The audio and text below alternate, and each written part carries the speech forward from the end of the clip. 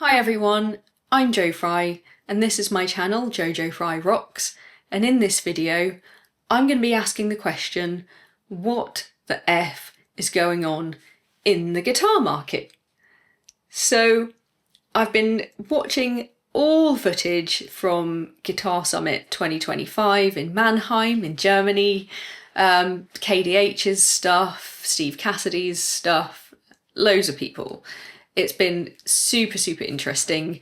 I've got serious FOMO. I really wish that I'd been able to go, but realistically I couldn't. And I've been really enjoying seeing like all the new guitars and gear that's coming out, and looking at, you know, all the lovely stuff that you know, you guys have been showing us. So thanks for doing those videos. It's been really good to watch. And it's really great to see. And to me, that kind of indicates, right, that the guitar market in 2025 is pretty darn healthy, right? I would have thought. So I just did a quick, you know, cursory Google, as I do. And I came across this report, which is pretty interesting. It's the US National Survey of Guitar Sales Statistics for 2025. So this came out back in February. But it's pretty interesting, and it sort of confirms that the guitar market is actually kind of booming. I know there's been a lot of talk about it's crashing, it's softening or whatever. But actually, guitars have risen in popularity kind of quite steadily ever since 2009, so kind of since the recession. Sales have been kind of steadily increasing, but obviously the pandemic and kind of post-COVID, things have just exploded, right?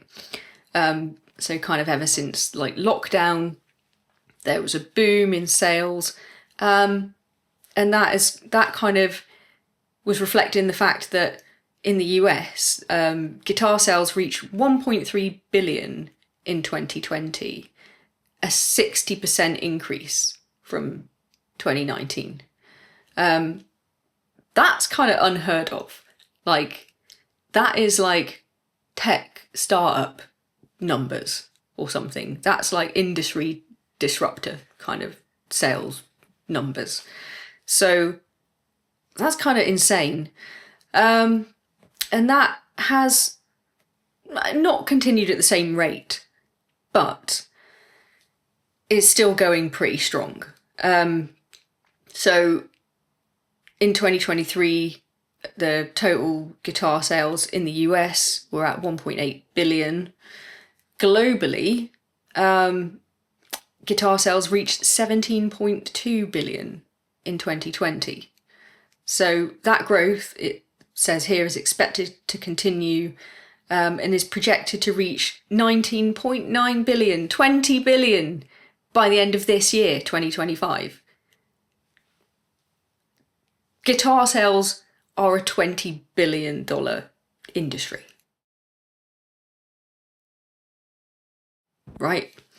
So that's kind of amazing that this industry is huge, and yet what I've also been seeing on YouTube in sort of guitar news recently is that we've got several brands that have either kind of gone under or are in the process of folding right now, or their future is kind of questionable, even though they're fairly well known and they've been around for years and years and years.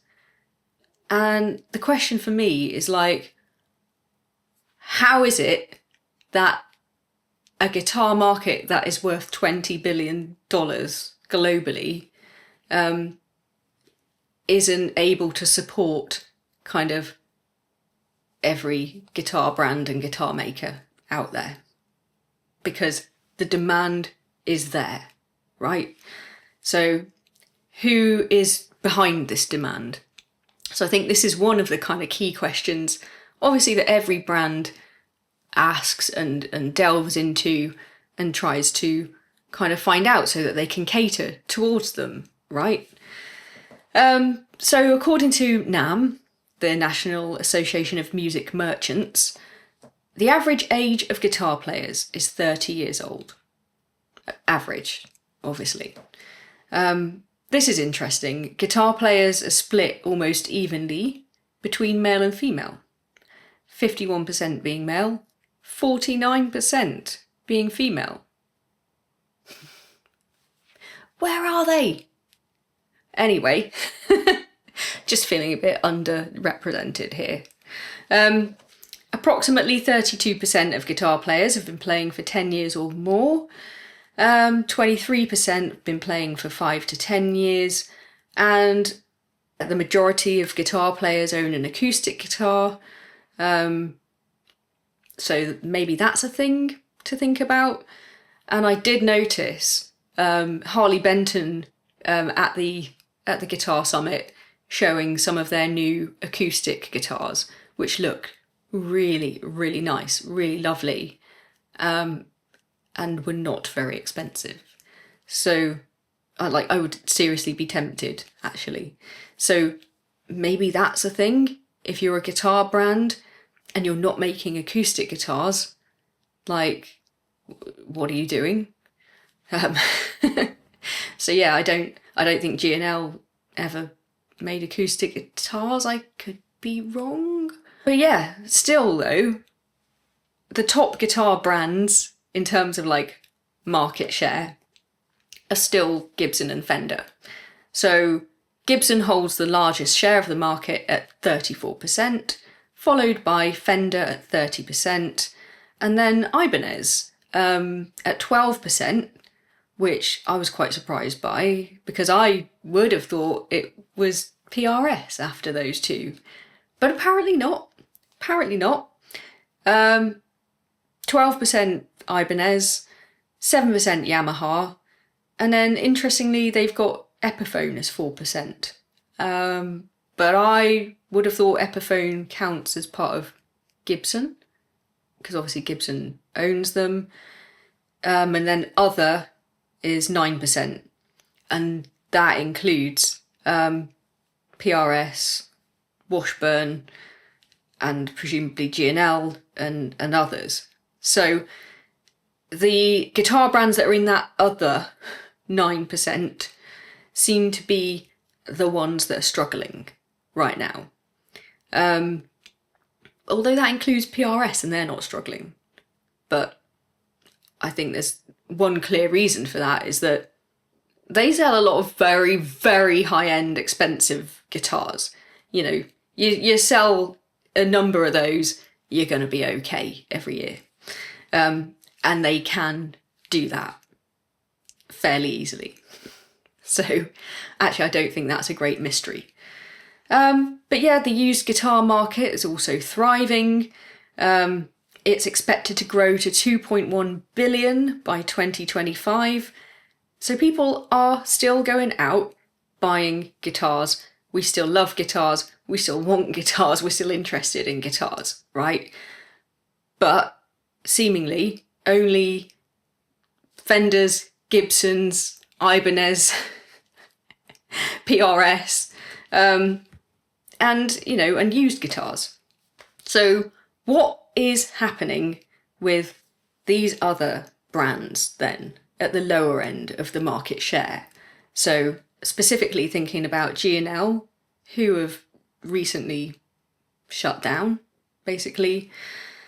Washburn, who now I think face quite an uncertain future after the departure of Nuno Bettencourt, and maybe even like BC Rich and brands like that. KDH made a good video looking at BC Rich's product lineup, and their offerings are, there's just not a lot on offer at the moment, and he was kind of questioning how long they're going to be around for. There have been a lot of videos about G&L. Rhett Shull did one, Jonathan Nathan Cordy, I think Phil McKnight's done one as well. And yeah, I think we're gonna have to kind of ask why it is that these brands who have been around for quite a long time aren't able to survive in a thriving market in 2025. And I think there's probably a number of different reasons. One that was suggested, I think, in Rhett Scholl's video is that for G&L specifically, they haven't really been able to kind of capitalise on the fact that, you know, the Leo Fender name, that basically it was Leo Fender that started that brand with George Fullerton, George and Leo, G&L. They never kind of really used that in their kind of marketing strategy, I guess, and kind of like built on that heritage and that legacy. So, you know, maybe a lot of people weren't even aware of that, perhaps. And I think, I don't know, is that a thing?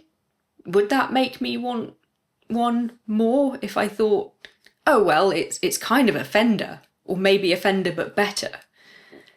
If I want a Fender, I'm probably just going to buy a Fender. So I don't know if that's a thing. I think there are possibly other reasons, and, you know, I think price point is one of them.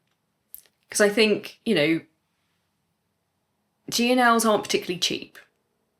They're quite expensive for a brand that doesn't have as much sort of like cultural cachet, shall we say, as Gibson or Fender.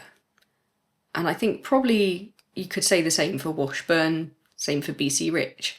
Like, Gibson and Fender have been around, you know, obviously like since the beginning of the electric guitar.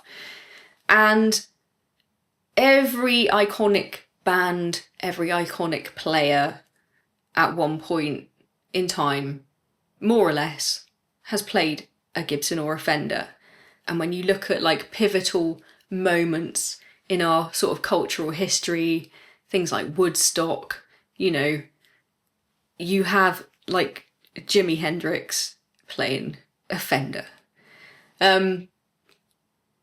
Those things, you know, no other brand is ever going to be able to have that, okay?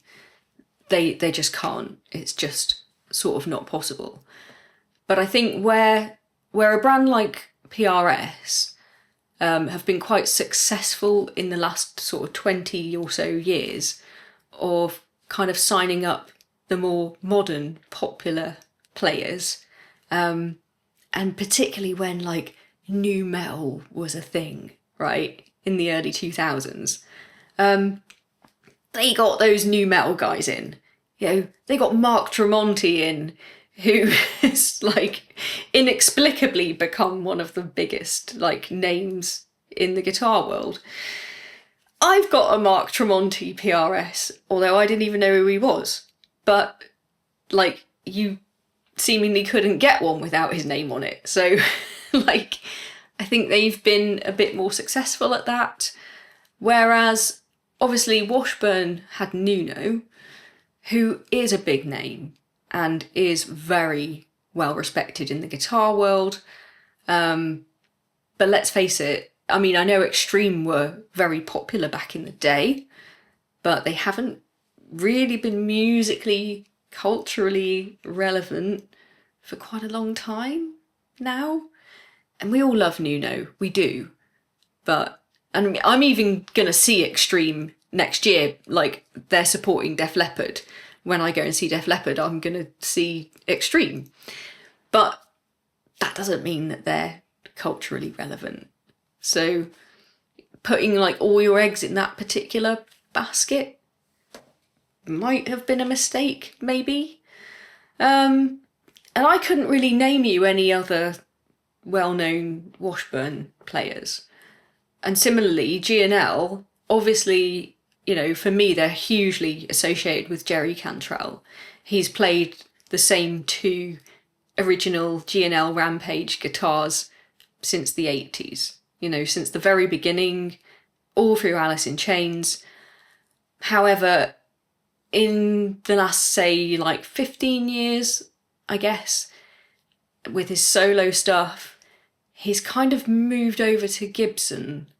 He kind of plays Les Pauls, and they have brought out Jerry Cantrell's signature Les Pauls and Epiphones. So maybe he's not that well associated with G&L anymore. And has kind of, moved away from them a little bit, even though he still plays those two original guitars and is well known for doing so. But even though I love Jerry, that's never made me want to go and get a G&L guitar. So maybe it's not even that. Maybe there's something about the choice and, you know, options that we've got available to us now. And with these new-ish, you know, kind of budget guitar makers like Jet, like Harley Benton, and all the others that have come along in the last few years, maybe that's playing into this a little bit for these kind of smaller guitar brands. Because if I wanted a Strat or a Tele style guitar, right, or even a Les Paul style guitar, and I didn't necessarily want to pay Gibson or Fender prices, then my next option probably isn't going to be to go and look at, oh, what are Washburn doing? What are G&L doing? Like, my next thought, other than maybe buying used or looking for like a used like Mexican Tele or something, is going to be, let's go and have a look at what Jet are doing, what Harley Benton are doing. Because for a fraction, like a tenth of the price of a Gibson or a Fender, I can get a guitar that is more or less going to have like a roasted maple neck, stainless steel frets, Alnico pickups. It's going to be really well made, it's going to be really well finished, and I'm going to love it. So maybe the sort of explosion of these super high quality budget brands is sort of like really squeezing that sort of smaller bottom end of the market. And then these kind of brands that are not mass market brands necessarily, but are still having to obviously pay a lot of staff and have a lot of overheads and production costs, but are not able to sell their guitars at these lower price points, so they're not getting the volume of sales, and they're not able to sell at a higher price point because they don't have the prestige to do that. They're kind of stuck at selling their guitars at too high a price point, and then they don't sell enough of them, and they're starting to fold.